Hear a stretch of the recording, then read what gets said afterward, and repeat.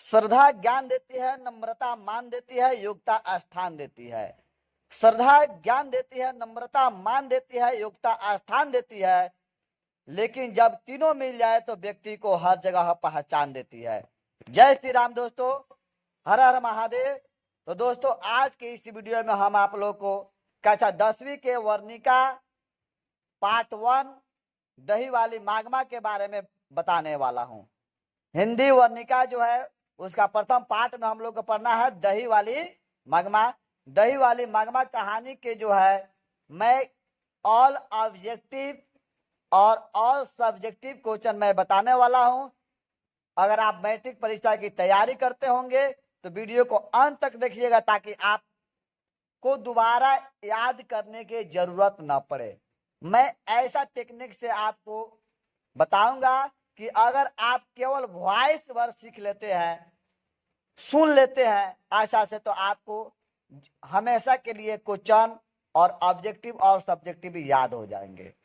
तो दोस्तों अगर आप मेरे वीडियो पर नए हैं तो चैनल को सब्सक्राइब कर लें और वीडियो को लाइक कर दें।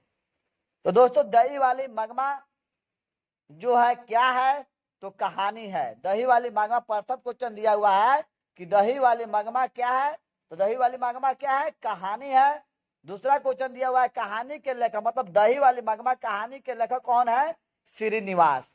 उसके बाद तीसरा क्वेश्चन में दिया हुआ है कि कहानी में प्रमुख पात्र, मतलब दही वाली मागमा कहानी के प्रमुख पात्र जो है कौन है, मागमा है। मागमा कहाँ के रहने वाली थी, तो वेंकटपुर के रहने वाली थी। उसके बाद पांचवा क्वेश्चन देगा कि मागमा बेचती थी, मागमा क्या बेचती थी। 5 नंबर में क्या दिया हुआ है, मागमा बेचती थी, मतलब मागमा क्या बेचती थी, तो दही बेचती थी। मागमा दही बेचने जाती थी, मागमा दही बेचने मतलब कहाँ जाती थी, तो बेंगलुरु जाती थी। 7वां क्वेश्चन में देखिए मागमा क्या खाती थी, तो मागमा पान सुपारी खाती थी। क्या खाती थी, पान सुपारी। 8वां क्वेश्चन देखिए मागमा ब्लाउज पहनती थी। मागमा जो ब्लाउज पहनती थी, किस कपड़े की ब्लाउज पहनती थी, तो मखमल का ब्लाउज पहनती थी। मागमा के बहू का नाम क्या था, तो नजमा।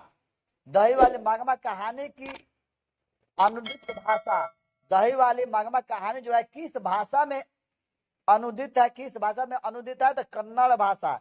याद रखिएगा कन्नड़ भाषा। श्रीनिवास के जन्म, मतलब लेखक जो है श्रीनिवास, इनके जन्म कब हुआ था, तो 6 जून 1891 ईस्वी में हुआ था। 12 नंबर क्वेश्चन कह रहा है कि कहानी को अनुवादित किया, मतलब दही वाली मागमा कहानी को किसने अनुवादित किया था, तो B.R. नारायण ने। उसके बाद रंगपा, रंगपा कौन था, तो रंगपा गांव के जुआरी लड़का था, गांव के जुआरी। और हमारा लड़का का नाम क्या था हो, तो रंगपा था। रंगपा कहाँ के रहने वाला था, तो वहीं वेंकटपुर के रहने वाला था, मतलब मागमा जहाँ के रहने वाली थी वहीं के रहने वाला था। रंगपा मागमा से कहाँ मिलता था, तो कुएं के पास मिलता था। रोज रास्ते में जाता था और उस कुआं पर बैठा हुआ रहता था, या दही बेचने जाती थी तो वहां मिलता था। कहाँ मिलता था हो, तो कुएं के पास मिलता था। ठीक है, अमराई का कुआं कहाँ था, रास्ते में था। उस कुआं के पास जो मिलता था वह कुआं का नाम क्या था, अमराई का कुआं।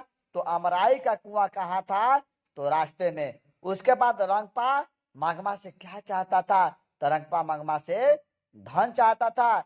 बहू ने सास को से समझौता क्यों किया, बहू ने सास से समझौता क्यों किया, तो डर से।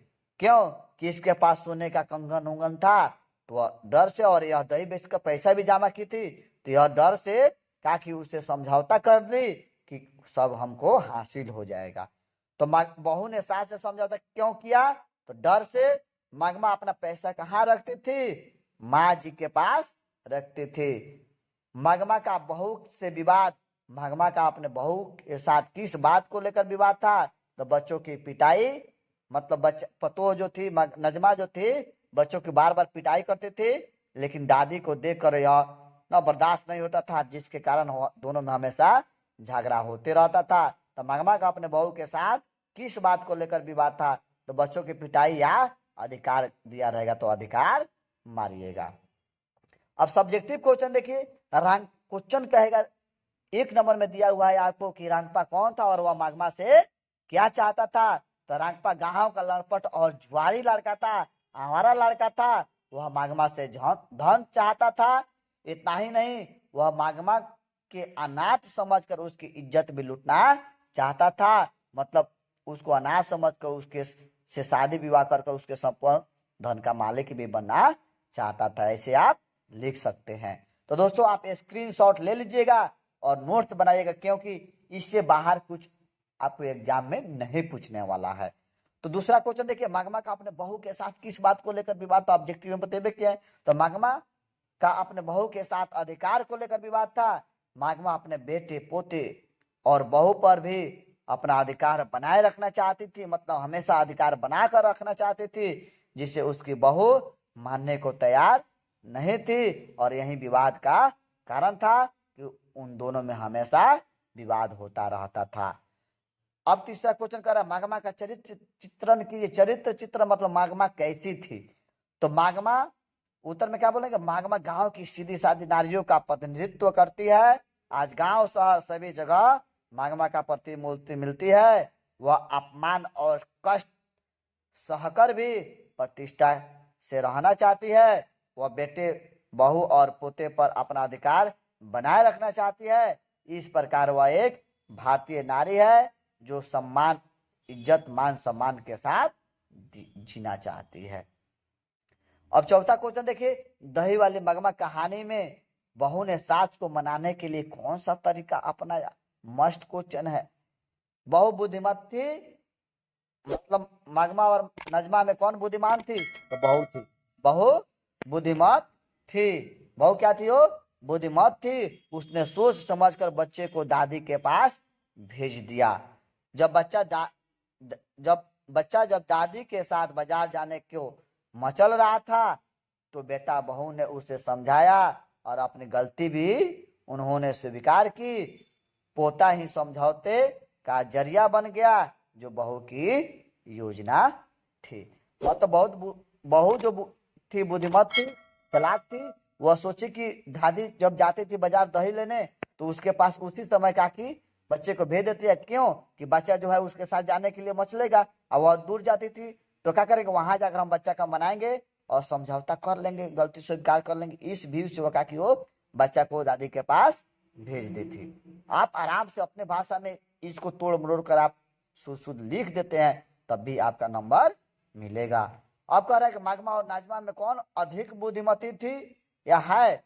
तो दोनों नारियां अधिकार के लिए झगड़ती है, किंतु नाजमा अपने नाटकीय योजना से उसे परास्त कर यहाँ तक कि दही बेचने वाला आय का साधन भी उसके हाथ से खुशी खुशी ले लेती है। अतः इस व्यवहार से कथावाचकार ने नजमा को मागमा से अधिक बुद्धिमत बना दिया। तो दोस्तों, अगर आप मैट्रिक परीक्षा की तैयारी करते हैं तो वीडियो को लाइक करें और चैनल को सब्सक्राइब कर लें, ताकि मैं कोई भी वीडियो डालूं तो आपके पास नोटिफिकेशन पहुंच जाए और आप अच्छा मार्क्स, वीडियो को देखकर आप मैट्रिक की परीक्षा में अच्छा मार्क्स प्राप्त कर सकें। जय हिंद।